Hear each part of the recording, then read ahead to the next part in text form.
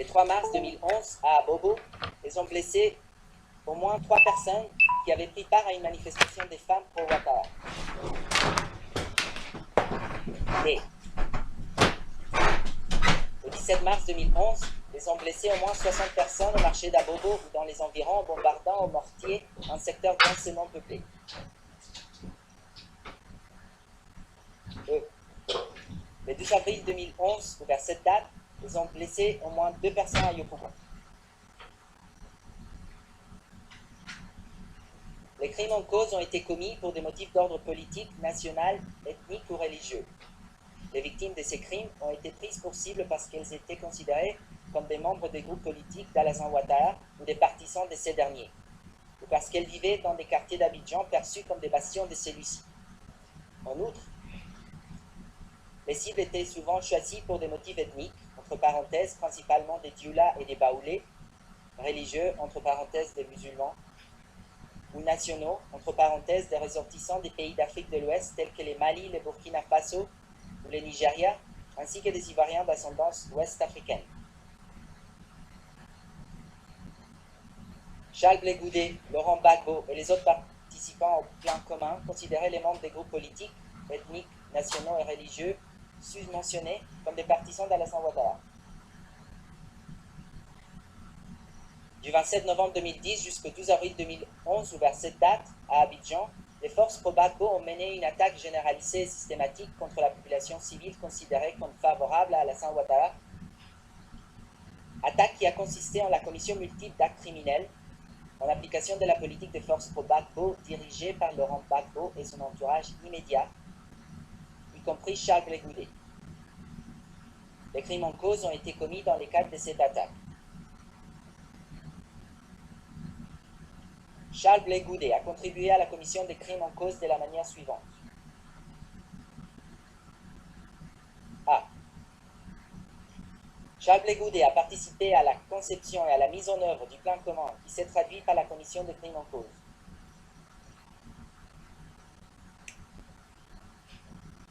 Blé Goudé a contribué à la mise en place et à l'organisation d'une attaque. Excusez-moi. Charles Blé Goudé a contribué à la mise en place et à l'organisation d'une structure qui a permis l'exécution du plan commun conduisant à la commission des crimes.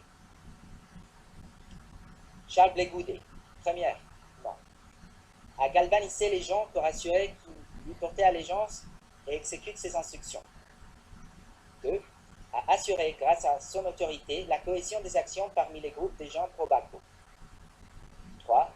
A servi d'intermédiaire essentiel entre Laurent Gbagbo et les gens pro-Gbagbo. 4.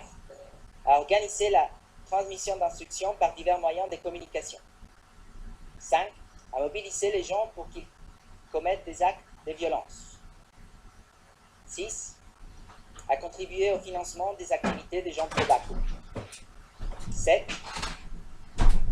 A joué un rôle essentiel dans le recrutement et l'enrôlement des gens pro-Gbagbo dans les effectifs des FDS. 8. A fourni un appui à la formation militaire et à l'armement des gens pro-Gbagbo. 9. A contribué au recrutement des mercenaires pro-Gbagbo. Et 10. A soutenu et encouragé la coopération entre les gens pro-Gbagbo, les milices et les FDS.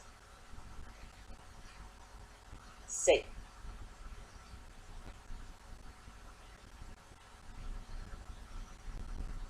Charles Blé Goudé a contribué à la mise en œuvre du plan commun qui s'est traduit par la commission des crimes. Charles Blé Goudé 1. A fréquemment rencontré Laurent Gbagbo et les autres membres de son entourage immédiat afin d'adapter leur stratégie à mesure de l'évolution de la crise. 2. Dans ses discours, a relayé la détermination du régime Gbagbo à rester au pouvoir à tout prix, y compris par l'emploi de la force. 3. A entretenu des liens étroits avec des officiers des FDS et a encouragé la collaboration entre les FDS et les autres forces pro-Gbagbo. 4. A entretenu des liens avec les autres chefs des gens pro-Gbagbo et leur a communiqué les décisions de Laurent Gbagbo et de son entourage immédiat. 5. A tenu de grands rassemblements pour mobiliser les gens pro-Gbagbo et leur donner des mots d'ordre. 6. à motiver les gens pro-Gbagbo à diriger leurs actions et les a préparés au combat. 7. À encourager et approuver les actions des forces pro-Gbagbo.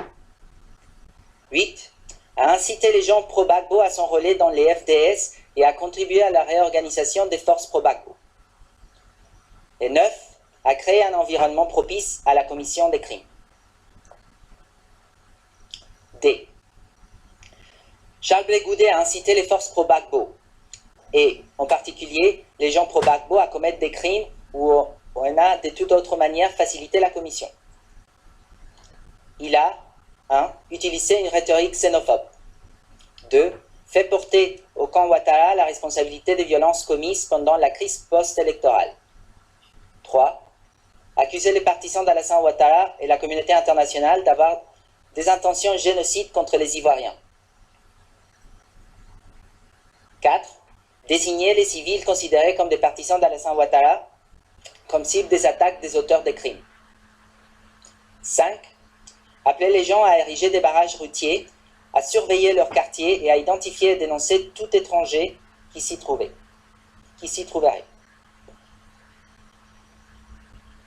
6. Féliciter les gens pro-Gbagbo pour leurs actions et leur a demandé de continuer à lutter pour Laurent Gbagbo et pour défendre la population contre les rebelles. 7. Légitimer les actions des gens pro-Gbagbo. 8. Utiliser les médias et d'autres moyens de communication pour diffuser ces messages de haine. En posant ces actes, Charles Blé Goudet avait l'intention et la connaissance requise relativement au crime en cause. En outre, il savait que son comportement faisait partie d'une attaque généralisée ou systématique dirigée contre une population civile en application ou dans la poursuite de la politique, ou entendait qu'il en fasse partie. Deuxièmement, qualification juridique des faits.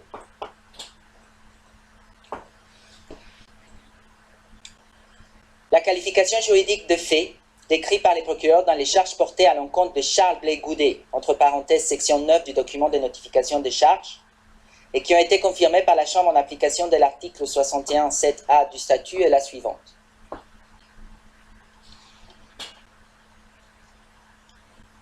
Charge numéro 1.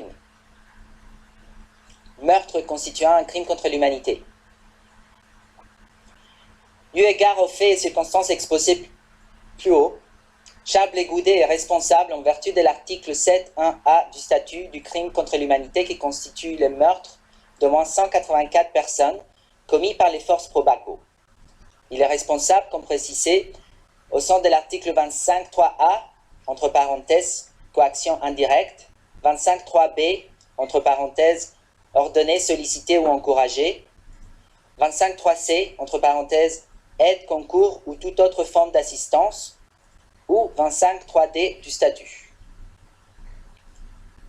Au sens de la ligne A, B, C ou D de l'article 25.3 du statut, du crime contre l'humanité qui constitue le meurtre d'au moins 92 personnes commis entre le 25 et le 28 février 2011 et le 12 avril 2011, ou vers cette date, dans la commune de Yopougon à Abidjan.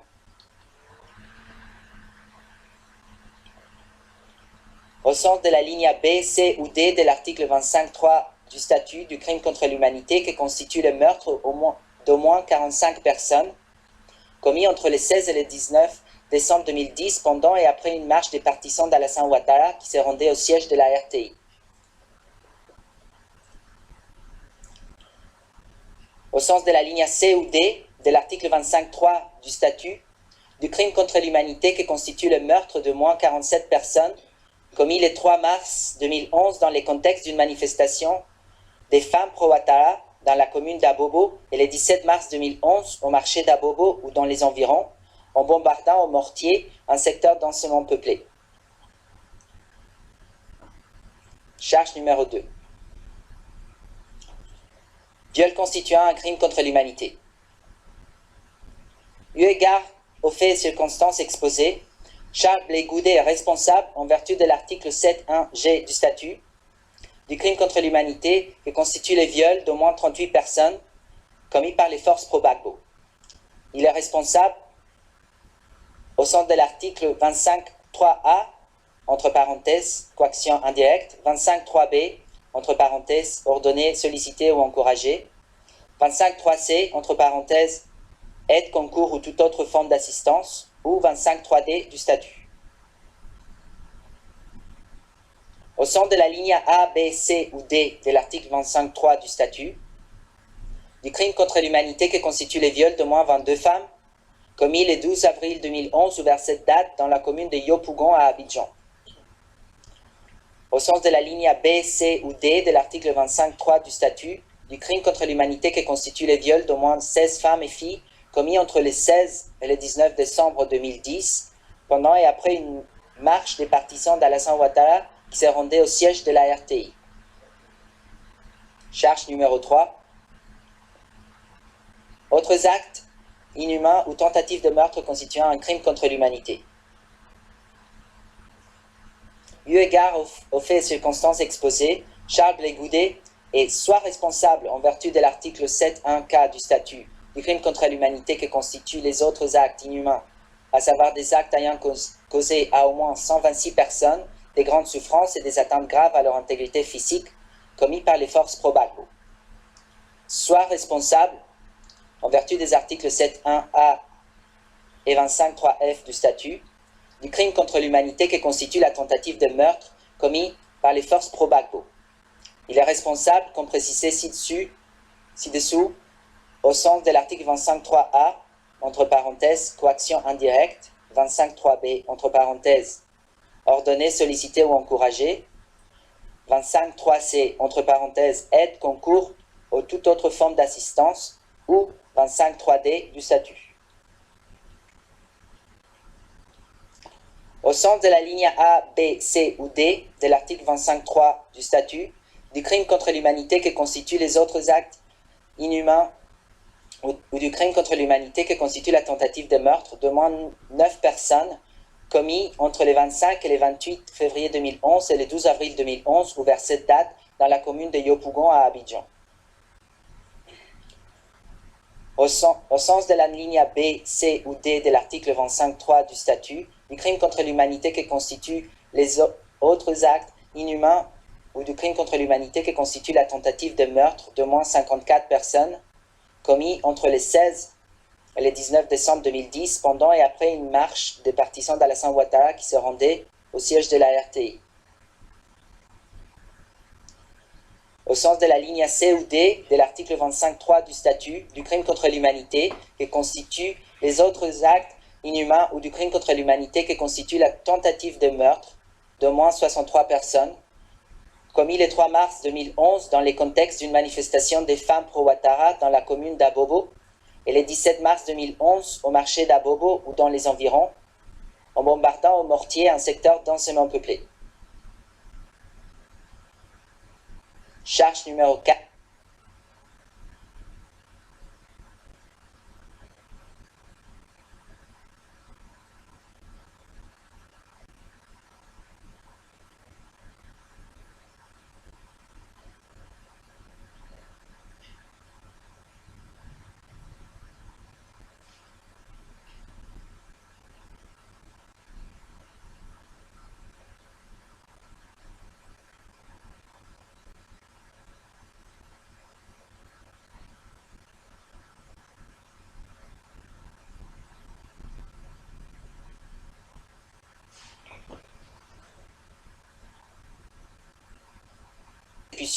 D'au moins 115 personnes commis entre le 16 et le 19 décembre 2010 pendant et après une marche des partisans d'Alassane Ouattara qui se rendaient au siège de la RTI.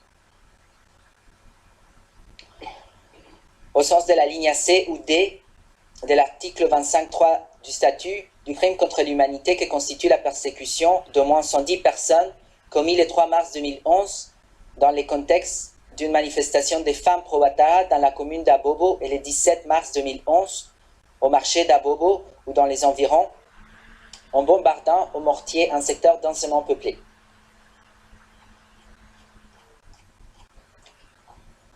Merci, Monsieur le Président. Merci à vous, Monsieur le greffier d'audience.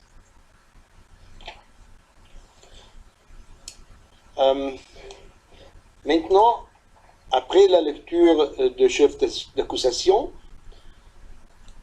et conformément à l'article 64.8a du statut du Rome, c'est à la Chambre de demander aux accusés s'ils ont bien compris les charges. Monsieur Laurent Gbagbo, comprenez-vous la nature des charges?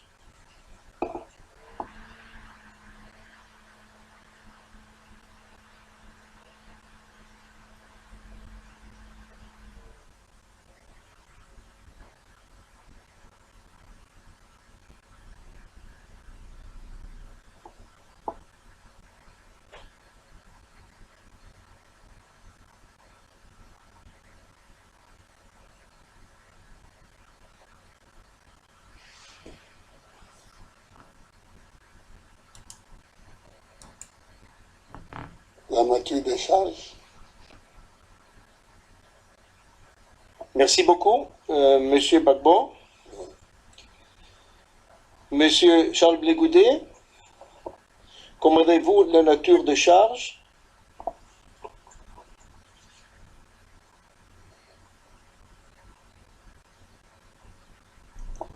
Oui, Monsieur le Président, j'ai bel et bien compris les charges. Merci. Merci beaucoup à vous. La Chambre demande maintenant à chacun des accusés s'il souhaite les dire coupables ou non coupables, tel que prévu également à l'article 64.8a du statut du Rome.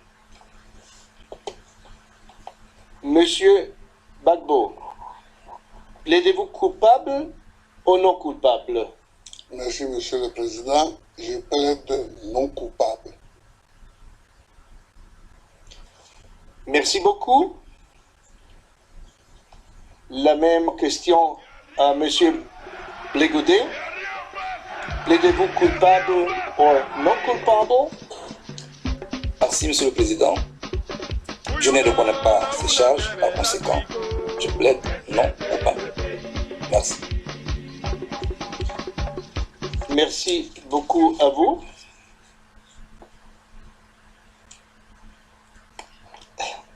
Conformément à la règle 134, alinéa 2 du statut, la Chambre demande maintenant aux parties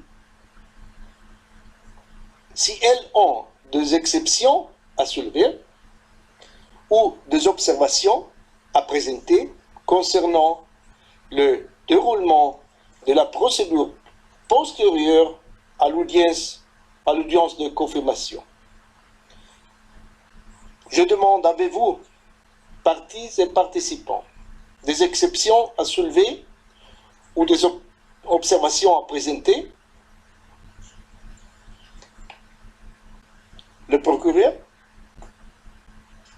La procureure, sorry. We do not have any. Madame Bensouda, nous n'en avons pas pour le moment. Gbagbo? Merci, Monsieur le Président. Nous avons des observations à présenter, et c'est le professeur Jacobs qui, au nom de la défense, présentera ces observations. Oui. Monsieur Knops, la défense de la... Pas les observations, Monsieur le Président. Merci. The representative de victimes? Aucune exception de notre côté, Monsieur le Président. Merci.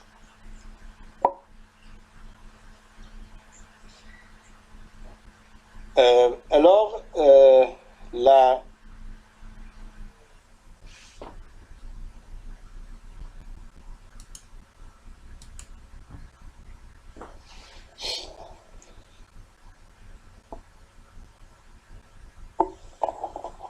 Merci, Monsieur le Président.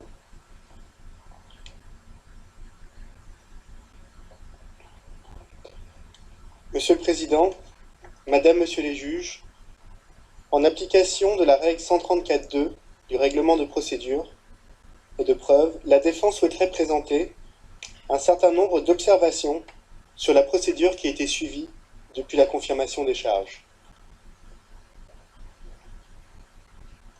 Au préalable, il est important de rappeler que la procédure n'est pas simplement une série de règles techniques et ésotériques qui viseraient à détourner l'attention de l'essentiel qui serait la discussion du fond de l'affaire.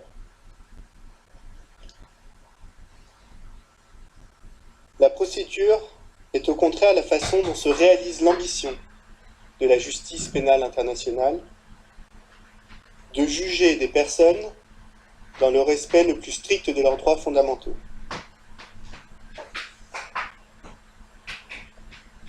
Un procès équitable passe nécessairement par une procédure équitable qui permet à l'accusé de faire valoir son droit de se défendre dans les meilleures conditions, conséquence de la présomption d'innocence. En ce sens, le respect des droits du président Gbagbo n'est ni une option, ni une courtoisie. C'est une exigence non négociable dont dépend la légitimité de la justice pénale internationale.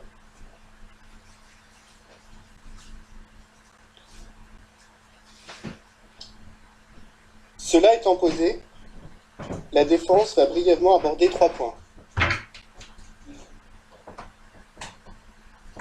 Le rôle de la représentante légale des victimes, le temps et les facilités nécessaires à la préparation de la défense, et les obligations du procureur en matière d'enquête.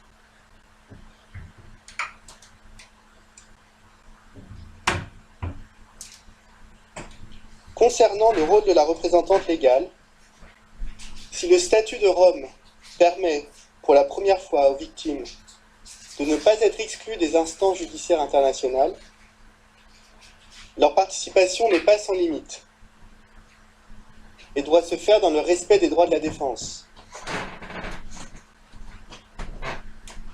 Surtout, les victimes ne sont pas des parties à la procédure, mais des participants qui ne peuvent bénéficier des mêmes prérogatives que les parties, que sont la défense et l'accusation. Or, il convient de constater que la représentante légale a acquis dans la présente procédure une place qui est assimilable à celle d'une partie.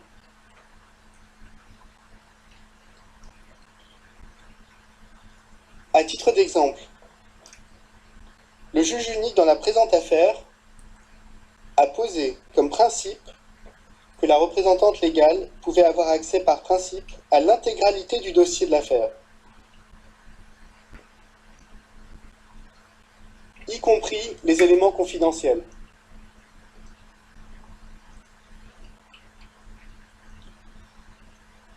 Or, une telle décision se méprend sur la nature de la confidentialité.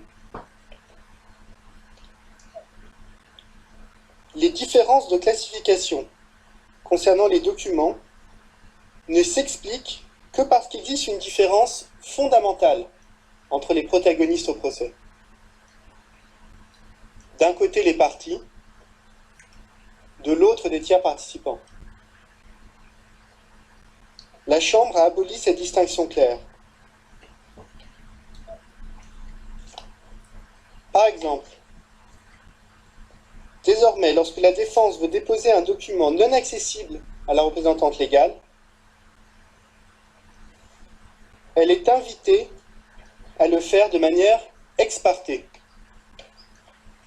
Je répète, ex parte.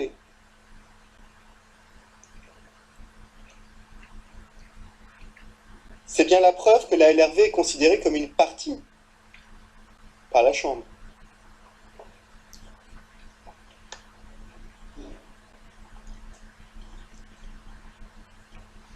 De manière plus générale,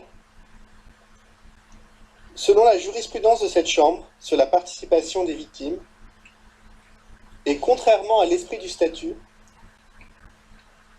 le simple fait de pouvoir participer est désormais considéré par les juges comme un intérêt personnel des victimes justifiant en retour la participation. On voit bien ici le problème et la circularité du raisonnement. C'est une présomption irréfragable de participation qui est créée, qui de décision en décision transforme la représentante légale en véritable partie à la procédure, avec un droit de participation quasi automatique.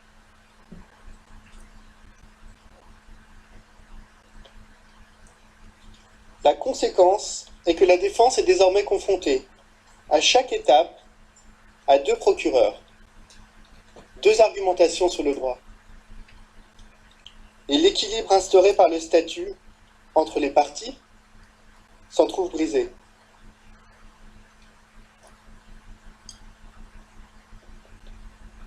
La défense note à cet égard les propos tenus par la représentante légale lors de la conférence de presse d'hier, qui sont particulièrement éclairants.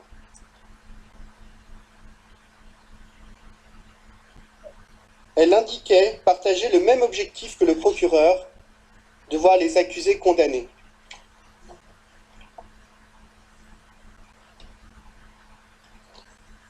Or, si la représentante légale est attachée à la justice, elle doit être attachée au respect de la présomption d'innocence.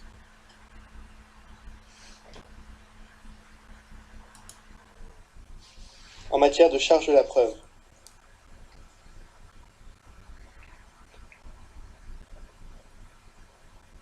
C'est cela, un véritable attachement à la justice.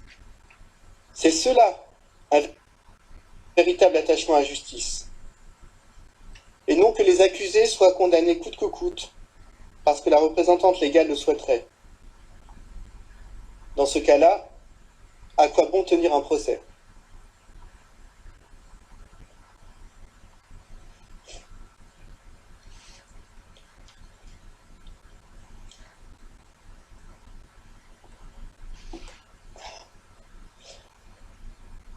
J'aborde à présent mon deuxième point, celui du temps nécessaire à la préparation de la défense.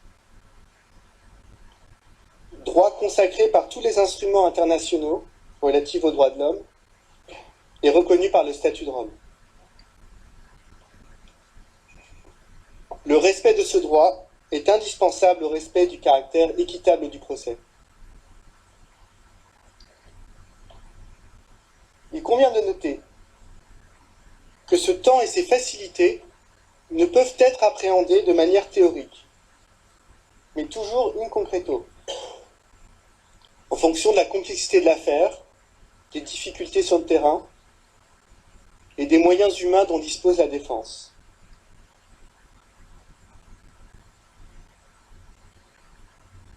Autrement dit, le calcul de ce temps doit être fondé sur des éléments concrets et clairs, sous peine que l'exercice de ce droit soit illusoire.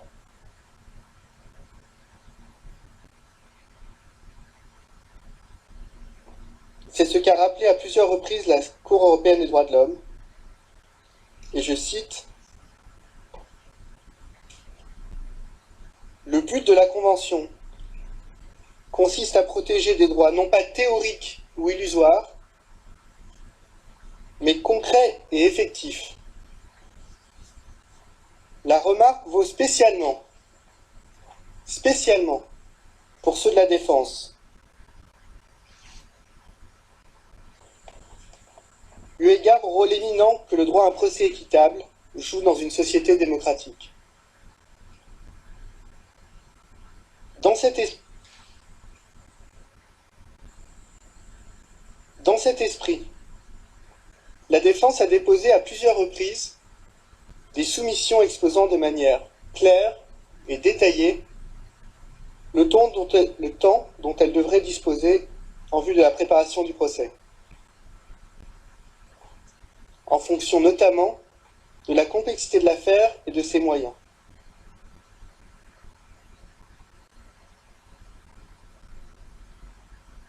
Il est utile de rappeler que le présent dossier est le plus important et le plus complexe qu'aura à juger la CPI jusque-là.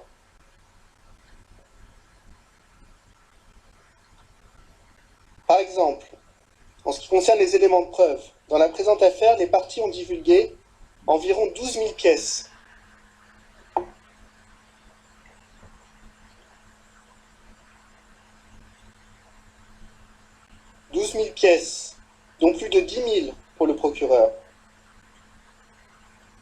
ce qui équivaut à plus de 70 000 pages de documents et 470 heures de vidéos.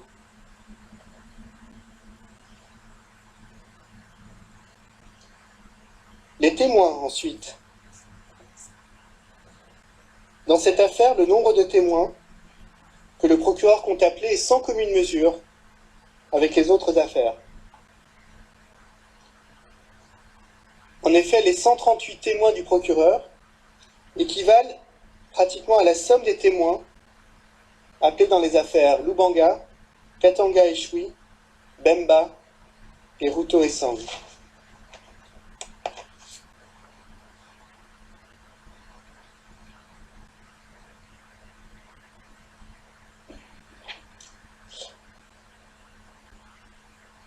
Au final, sans jamais se prononcer sur les calculs présentés par la défense, la Chambre a fait une estimation globale, considérant que la défense devait bénéficier d'un temps de préparation de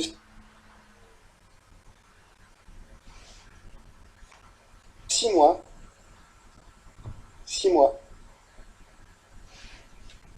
entre la présentation de son cas.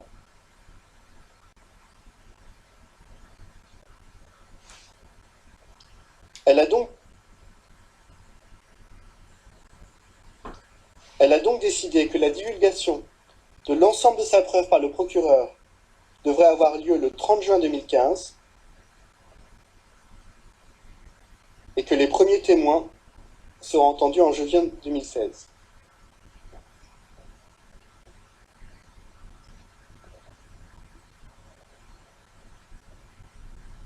Or,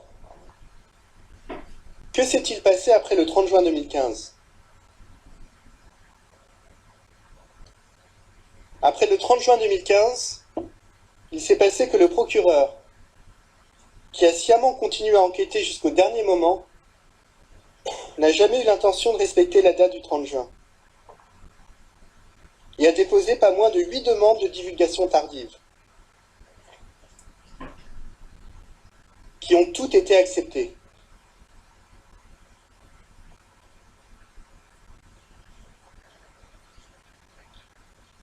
Les éléments divulgués, 662 en tout, 662, correspondent à 8552 pages.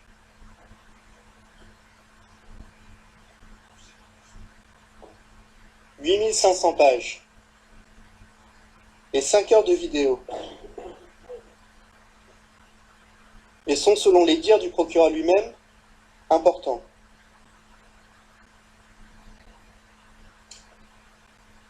Après le 30 juin 2015, il s'est passé que le procureur a obtenu l'addition d'un mode de responsabilité aux charges,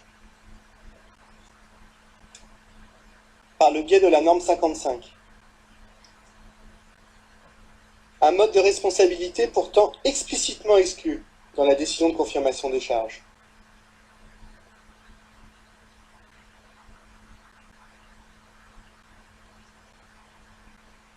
Après le 30 juin 2015,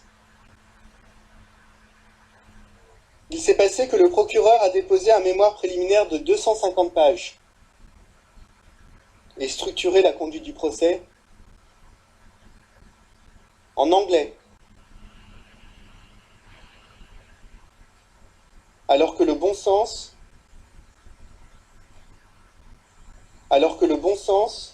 et surtout le respect des droits de l'accusé aurait voulu que le mémoire existe dans la langue de l'accusé, c'est-à-dire le français, au moment du dépôt de sa preuve par le procureur, pour que l'accusé dispose réellement de 6 mois pour se préparer.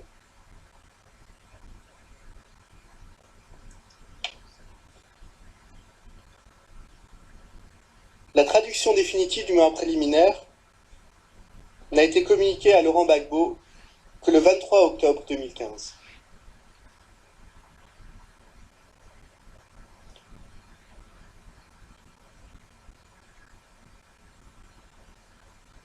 Après le 30 juin 2015, il s'est passé que l'utilité de ce mémoire préliminaire pour le travail de la défense est avérée douteuse.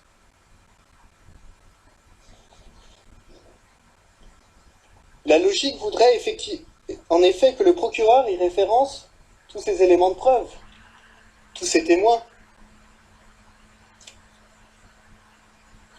Si le procureur lui-même ne sait pas comment un élément de preuve ou le témoignage d'un témoin vient au soutien de sa démonstration, comment la défense et les juges pourraient-ils le deviner?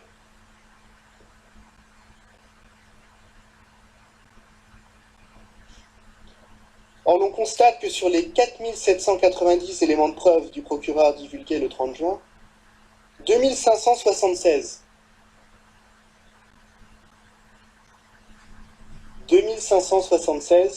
soit presque 55%, plus de la moitié de ces éléments ne sont pas inclus dans le mémoire préliminaire. Et sur 138 témoins, 11 ne sont pas inclus dans le mémoire préliminaire.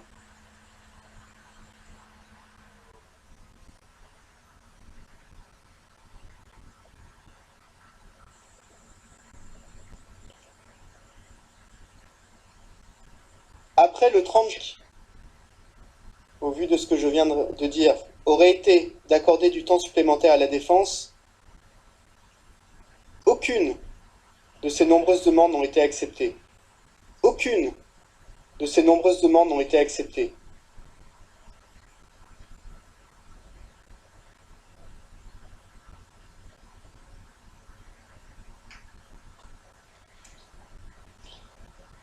Après le 30 juin 2015, il s'est passé qu'alors que l'on touche ici un droit fondamental de l'accusé,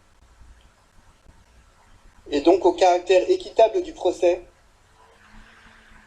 la défense n'a jamais été autorisée à faire appel des différentes décisions des juges relatives à la préparation du procès.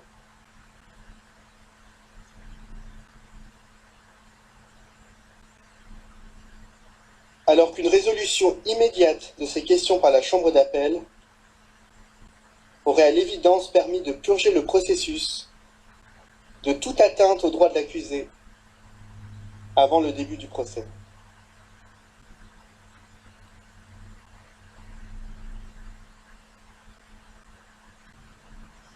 Dans ces conditions, l'on constate qu'après le 30 juin 2015, il s'est passé que les 6 mois, déjà courts, accordés à la défense pour se préparer, se sont mécaniquement vus réduits au fur et à mesure que plus de temps était accordé au procureur.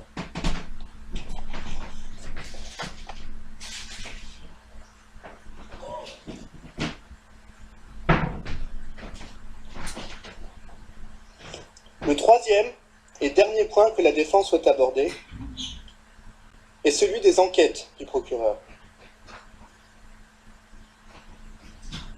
Rappelons qu'en vertu de l'article 54 du statut, et je cite, « Pour établir la vérité, le procureur étant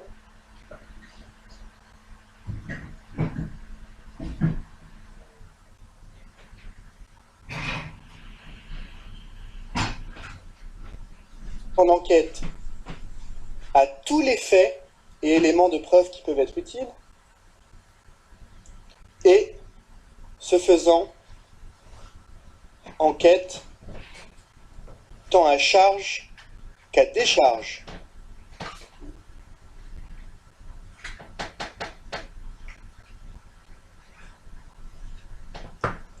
Premièrement, il suffit de lire le mémoire préliminaire. Il suffit de lire le mémoire préliminaire pour constater les déficiences de l'enquête du procureur est le fait qu'il n'a assurément pas étendu son enquête, comme l'indique l'article 54, à tous les éléments de preuve qui peuvent être utiles.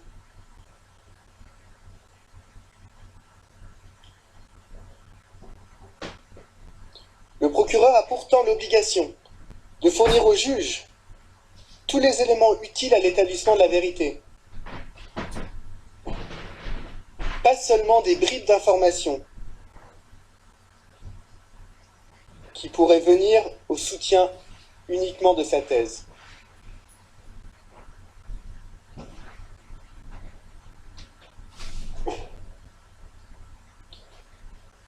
Dans le cas contraire, il ne peut être considéré qu'il est prêt à aller au procès.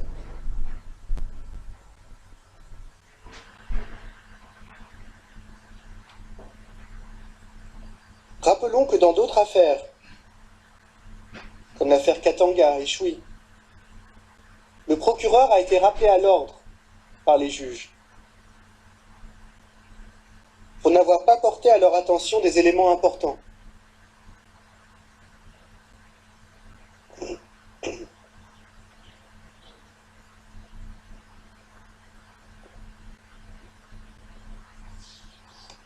Malgré cet avertissement, le procureur n'a pas jugé utile de changer de méthode. Ainsi, il apparaît clairement que le procureur n'a pas fait l'effort d'obtenir des éléments essentiels, notamment de la France et de l'ONU, qui permettraient de faire la lumière sur la crise post-électorale.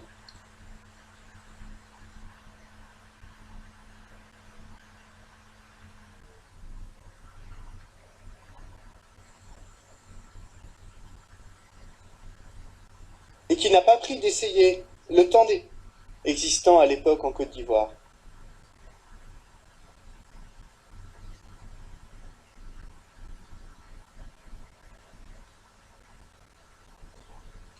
Dans ces conditions, l'on ne peut que constater le non-respect de ses obligations en matière d'enquête du procureur.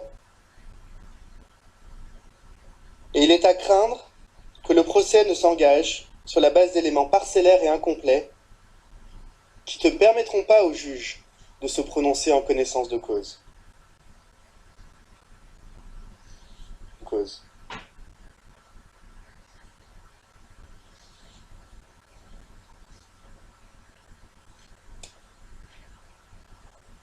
Deuxièmement, non seulement l'enquête du procureur est déficiente, mais son dossier montre bien qu'il n'a pas respecté l'obligation d'enquêter tant à charge qu'à décharge.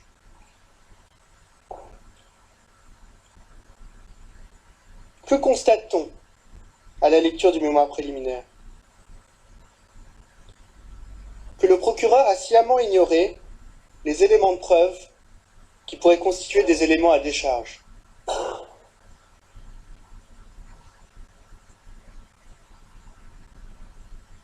Cette attitude du procureur est d'autant plus regrettable que la défense avait apporté de nombreux éléments dès l'audience de confirmation des charges, mettant en cause le narratif du procureur.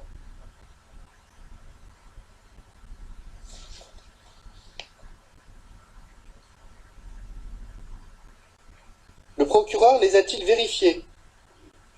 Les a-t-il intégrés dans son enquête? Non. Surtout, la chambre préliminaire elle-même, lorsqu'elle prononçait l'ajournement, en juin 2013, estimait que les éléments apportés ne pouvaient, et je cite, « en aucune façon être présentés comme le résultat d'une enquête complète et en bonne et due forme, menée par le procureur, conformément à l'article 54 1A du statut. » Et demander au procureur de fournir à la Chambre une liste conséquente d'éléments manquants.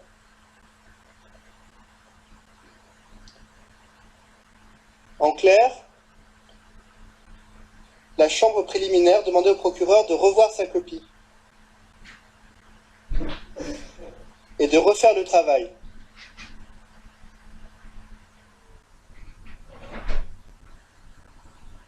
sous peine que les charges ne puissent être confirmées. Où sont tous ces éléments dans le mémoire préliminaire? Nulle part. Ces manquements sont bien plus qu'une violation préoccupante du statut. Ils symbolisent toute l'approche du procureur dans le présent dossier.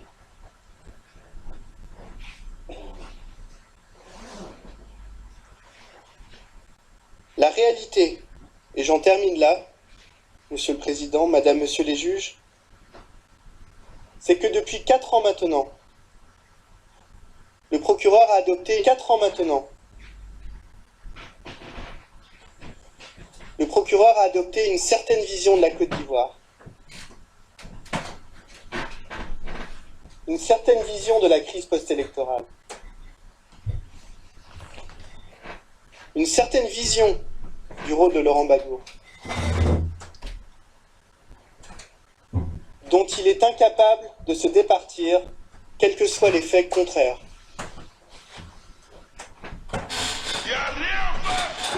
À ce niveau, nous sortons du domaine du droit pour entrer dans celui de la croyance,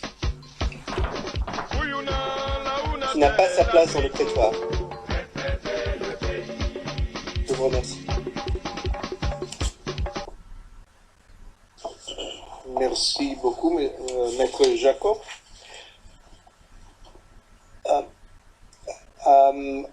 I would now give... Alors, je vais donner la parole à l'autre partie afin qu'elle réponde, si elle le souhaite, bien sûr, après avoir entendu les observations. Mais n'oublions pas qu'il est 11h moins 5.